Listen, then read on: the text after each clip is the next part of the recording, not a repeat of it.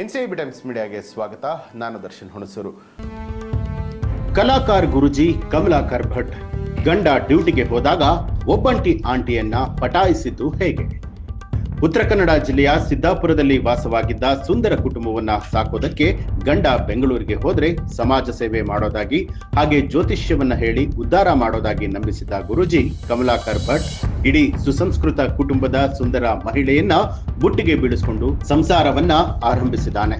ಜೊತೆಗೆ ಆಕೆಯ ಇಬ್ಬರು ಮಕ್ಕಳಿಗೆ ಕಿರುಕುಳ ಕೊಟ್ಟಾಗ ರಕ್ಷಣೆಗೆ ಬಂದಂತ ಅಪ್ಪ ದೊಡ್ಡಪ್ಪನ ಮೇಲೆ ಹಲ್ಲೆಯನ್ನ ಮಾಡಿದ್ದು, ಚಾಕು ಇರಿತಕ್ಕೆ ಮಹಿಳೆಯ ಗಂಡನ ಅಣ್ಣ ಸ್ಥಳದಲ್ಲೇ ಉಸಿರು ಚೆಲ್ಲಿದ್ದಾನೆ.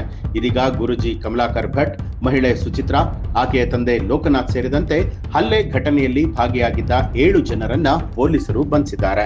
ಬೆಂಗಳೂರಿನಲ್ಲಿ ಕೆಲಸವನ್ನ ಮಾಡ್ತಿದ್ದ 37 ವರ್ಷದ ಮಹೇಶ್ ನಾಯಕ್ ಅವರ ಹೆಂಡತಿ ಮಕ್ಕಳು ಊರಲ್ಲೇ ಇರ್ತಾರೆ. ಆಗ ಕುಟುಂಬದ ಸಮಸ್ಯೆಗಳ ನಿವಾರಣೆಗೆ ಅಂತ ಹೇಳಿ ಸಲಹೆ ಕೇಳಿದಂತ ಮಹಿಳೆ ಸುಚಿತ್ರಾ ಗಂಡನಿಲ್ಲದೆ ಒಬ್ಬಂಟಿಯಾಗಿರುವುದನ್ನ ಗಮನಿಸಿದಂತ ಜ್ಯೋತಿಷಿ ಕಮಲಾಕರ್ ಭಟ್ ಜ್ಯೋತಿಷ್ಯ ಸಲಹೆಯ ಜೊತೆಗೆ ಆಗಾಗ ಕರೆಸಿಕೊಂಡು ತನ್ನ ಬುಟ್ಟಿಗೆ ಬೀಳಿಸಿಕೊಂಡಿದ್ದಾನೆ. ನಂತರ ಸಲುಗೆ ಹೆಚ್ಚು ಬೆಳೆಸಿಕೊಂಡು ಮಹಿಳೆಯೊಂದಿಗೆ ಅನೈತಿಕ ಸಂಬಂಧವನ್ನ ಬೆಳೆಸಿದ್ದಾನೆ. ಈ ವಿಚಾರ ಮಹೇಶ್ ಅವರ ಮನೆಗೆ ಗೊತ್ತಾಗಿದ್ದು ಹೆಂಡತಿಯನ್ನ ಹದ್ದುಬಸ್ತಿನಲ್ಲಿ ಇಡೋದಕ್ಕೆ ಮಹೇಶ್ಗೆ ತಿಳಿಸಿದ್ದಾರೆ. ಆಗ ಮನೆಗೆ ಬಂದು ಹೆಂಡತಿಗೆ ಬೈದು ಬುದ್ಧಿಯನ್ನ ಹೇಳಿದ್ದಾನೆ. ಆದರೆ ಜೀವನಾಧಾರಕ್ಕೆ ಬೆಂಗಳೂರಿಗೆ ವಾಪಸ್ ಹೋಗಿ ಕೆಲಸ ಮಾಡಲು ಹೋದಂತಹ ಸಂದರ್ಭದಲ್ಲಿ ಪುನಃ ಹೆಂಡತಿ ಗುರೂಜಿಯ ಸಹವಾಸವನ್ನ ಮಾಡಿದ್ದಾಳೆ. ಇದನ್ನ ಪ್ರಶ್ನೆ ಮಾಡಿದಂತಹ ಗಂಡನನ್ನ ತೊರೆದು ಕಳೆದ 6 ತಿಂಗಳ ಹಿಂದೆ ಮಕ್ಕಳನ್ನ ಕರೆದುಕೊಂಡು ಸ್ವಾಮೀಜಿ ಮನೆಗೆ ಹೋಗಿ ಆಶ್ರಯವನ್ನ ಪಡೆದುಕೊಳ್ತಾಳೆ. ಇಲ್ಲಿ ಮಹಿಳೆ ಮತ್ತು ಸ್ವಾಮೀಜಿ ಒಂದೇ ಕೋಣೆಯಲ್ಲಿ ಮಲಗಿದ್ರೆ ಮಕ್ಕಳನ್ನ ಬೇರೆ ಕೋಣೆಯಲ್ಲಿ ಮಲಗಿಸಲಾಗ್ತಿತ್ತಂತೆ. ದಿನ ಕಳೆದಂತೆ ಸಿದ್ದಾಪುರದ ಜ್ಯೋತಿಷಿ ಕಮಲಾಕರ್ ಭಟ್ ಮನೆಯಲ್ಲಿ ಸುಚಿತ್ರಾ ಆಶ್ರಯವನ್ನ ಪಡೆದು ಸುಖವಾಗಿ ಇದ್ರೂ ಕೂಡ ಹೆಣ್ಣು ಮಕ್ಕಳಾದ ಸುಮಶ್ರೀ ಮತ್ತು ಅಮೃತಾಗೆ ಕಿರುಕುಳ ಆರಂಭ ಆಗುತ್ತೆ. ತಾಯಿ ಮಾಡ್ತಾ ಇರುವಂತದ್ದು ತಪ್ಪು ಅನ್ನುವಂಥದ್ದು ಮಕ್ಕಳ ಅರಿವಿಗೆ ಬರುತ್ತೆ. ಪ್ರಶ್ನೆ ಮಾಡಿದ್ದಾರೆ.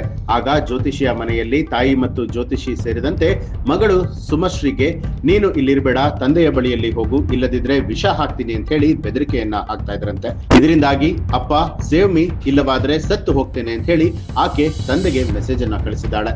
ಆಗ ಮನೆಗೆ ಶಿವಮೊಗ್ಗಕ್ಕೆ ಮಗಳಿಗೆ ಬರುವಂತೆ ಹೇಳಿ ಅಲ್ಲಿಂದ ಮಹೇಶ್ ತನ್ನ ಮಗಳನ್ನ ಕರೆಸಿಕೊಂಡು ಮನೆಗೆ ಬಂದಿದ್ದಾನೆ. ಮಗಳನ್ನ ಜ್ಯೋತಿಷಿಯ ಮನೆಯಿಂದ ಬಿಡಿಸಿ ತಂದು ತನ್ನ ಅಣ್ಣ ವಸಂತ್ ನಾಯಕ್ ಅವರ ಮನೆಯಲ್ಲಿ ಇರಿಸಿದ್ರು.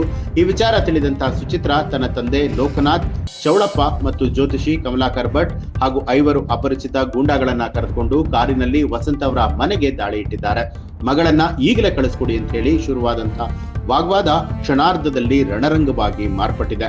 ಆರೋಪಿಗಳು ತಂದಿದ್ದ ಮಾರಕಾಸ್ತ್ರಗಳಿಂದ ಏಕಾಏಕಿ ಹಲ್ಲೆಯನ್ನ ನಡೆಸಲಾಗಿದೆ. ಈ ವೇಳೆ ತನ್ನ ತಮ್ಮನ ಪರವಾಗಿ ನಿಂತಿದ್ದಂತ 43 ವರ್ಷದ ವಸಂತ್ ನಾಯಕ್ ಅವರಿಗೆ ಗಂಭೀರ ಗಾಯಗಳಾಗಿ ಆಸ್ಪತ್ರೆಗೆ ಸೇರಿಸ್ತಾರೆ. ಆದರೆ ಅವರು ಅಲ್ಲೇ ಮೃತರಾಗ್ತಾರೆ.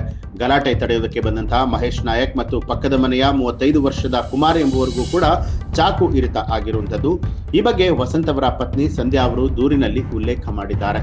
ಘಟನೆ ಸಂಬಂಧ ಸಿದ್ದಾಪುರ ಪೊಲೀಸ್ ಠಾಣೆಯಲ್ಲಿ ಗುಣೆ ನಂಬರ್ 23/26 ಅಡಿಯಲ್ಲಿ ದೂರು ದಾಖಲಾಗ್ತಿದ್ದ ಹಾಗೆ ಪೊಲೀಸರು ಮಿಂಚಿನ ಕಾರ್ಯಾಚರಣೆ ನಡೆಸ್ತಾರೆ.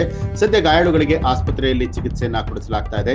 ಜೊತೆಗೆ ಆರೋಪಿಗಳಾದ ಜ್ಯೋತಿಷಿ ಕಮಲಾಕರ್ ಭಟ್, ಸುಚಿತ್ರಾ ಮತ್ತು ಲೋಕನಾಥ್ ಚೌಳಪ್ಪ ಸೇರಿದಂತೆ ಒಟ್ಟು 7 ಜನರನ್ನ ಬಂಧಿಸಲಾಗಿದೆ. ಇದೊಂದು ಪೂರ್ವ ನಿಯೋಜಿತ ಕೃತ್ಯವಾಗಿದ್ದು ಕಾರಿನಲ್ಲಿ ಬಂದಿದ್ದ ಇತರೆ ವ್ಯಕ್ತಿಗಳ ಹಿನ್ನೆಲೆಯನ್ನ ಪೊಲೀಸರು ಜಾಲಾಡ್ತಾ ಇದ್ದಾರೆ. ಕೌಟುಂಬಿಕ ಕಲಹಕ್ಕೆ ಜ್ಯೋತಿಷಿಯ ಪ್ರಚೋದನೆ ಮತ್ತು ಪತ್ನಿಯ ಹಠಮಾರಿತನವೇ ಈ ರಕ್ತಪಾತಕ್ಕೆ ಕಾರಣ ಅಂತ ಹೇಳಲಾಗ್ತಾ ಇದೆ. ಈ ಒಂದು ಮಾಹಿತಿಗೆ ಸಂಬಂಧಪಟ್ಟ ಹಾಗೆ ನಿಮ್ಮ ಅನಿಸಿಕೆ ಅಭಿಪ್ರಾಯವನ್ನ ಕಮೆಂಟ್ ಮಾಡಿ. ಹಾಗೆ ನೀವಿನ್ನೂ ಕೂಡ ನಮ್ಮ ಚಾನೆಲ್ ಅನ್ನ ಸಬ್ಸ್ಕ್ರೈಬ್ ಮಾಡಿಲ್ಲ ಅನ್ನುವಂಥದ್ದಾದ್ರೆ ಈಗಲೇ ಸಬ್ಸ್ಕ್ರೈಬ್ ಮಾಡಿ, ಬೆಲ್ ಐಕಾನ್ ಒತ್ತಿ.